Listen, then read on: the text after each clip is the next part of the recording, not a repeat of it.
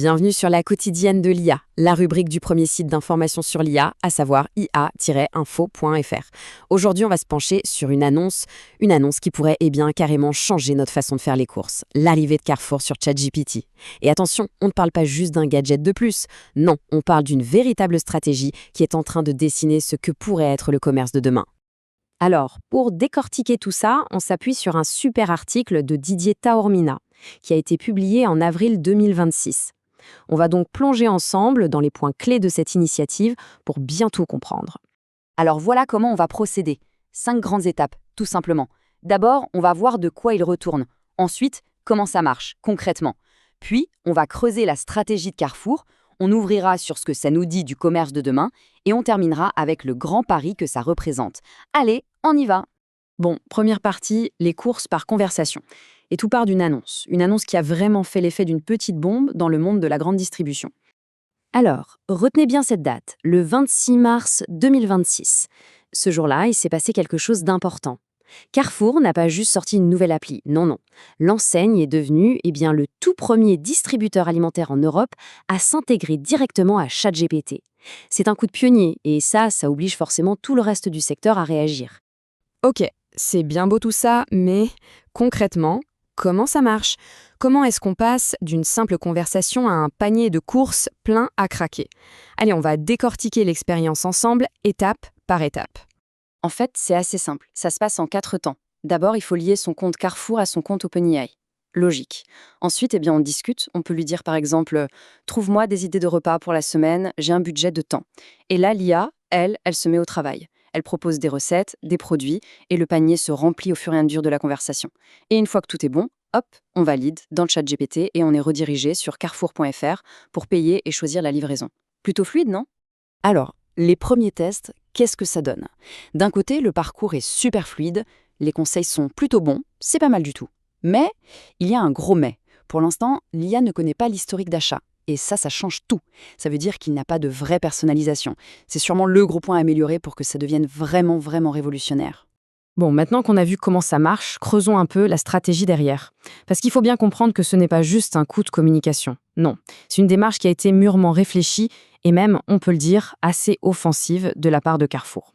En fait, si on regarde un peu en arrière, on voit que Carrefour ne débarque pas de nulle part. C'est une histoire qui a commencé bien avant. En 2023, il y avait déjà leur chatbot, Hopla. En 2025, ils ont sorti Hopla Plus, une version améliorée. Début 2026, ils ont signé un gros partenariat avec Google et Gemini. Donc vous voyez, l'arrivée sur ChatGPT, ce n'est pas une surprise. C'est l'étape suivante, tout à fait logique, d'une stratégie très claire. Il faut être là où les gens sont et où l'IA devient une nouvelle façon de faire du commerce. Et la raison de cette stratégie, elle tient en un seul chiffre. 26 millions. C'est énorme. C'est le nombre d'utilisateurs potentiels de ChatGPT en France. La logique de Carrefour est limpide. Pourquoi attendre que les gens viennent sur mon site si je peux aller directement les trouver là où ils sont déjà? C'est un vrai changement de perspective. Et ce qui est intéressant, c'est que les études de marché leur donnent raison. On a des chiffres, par exemple d'Odoxa ou de Xerfi, qui montrent que l'IA est déjà bien installée dans nos habitudes d'achat. Imaginez, 1/3 des acheteurs en ligne l'utilisent déjà, et plus de la moitié des Français l'ont déjà intégré d'une façon ou d'une autre dans leur processus d'achat. Donc Carrefour, en fait, ne fait qu'accompagner une vague et même essaie de surfer dessus avant les autres. Alors justement, sortons un peu de Carrefour pour regarder la vue d'ensemble. Parce que ce mouvement, ce n'est pas juste une histoire qui concerne un seul distributeur. Non, c'est le signe de quelque chose de bien plus grand, une transformation profonde qu'on commence tout juste à apercevoir. Et pour comprendre ça, il y a un nouveau mot à connaître, le commerce agentique. Alors qu'est-ce que c'est? L'idée est assez simple en fait. Demain, on aura des agents, des assistants IA personnels qui géreront une grosse partie de nos achats à notre place.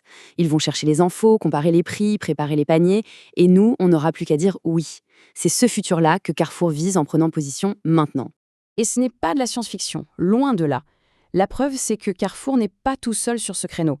Si on regarde bien, ChatGPT est en train de devenir une sorte de plateforme centrale pour plein de choses du quotidien. On y trouve déjà Booking pour les voyages, Le Bon Coin, Sephora.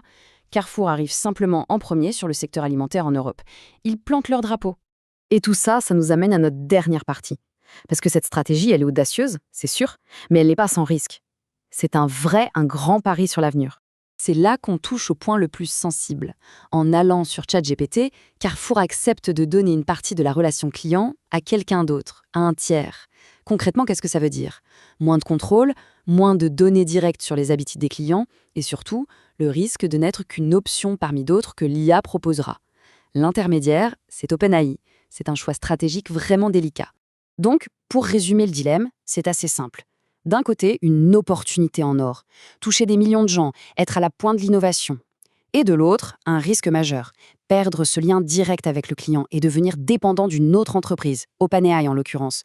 Tout le succès de l'opération va se jouer sur la capacité à trouver le bon équilibre entre les deux. Et on termine sur la question que tout le monde se pose finalement.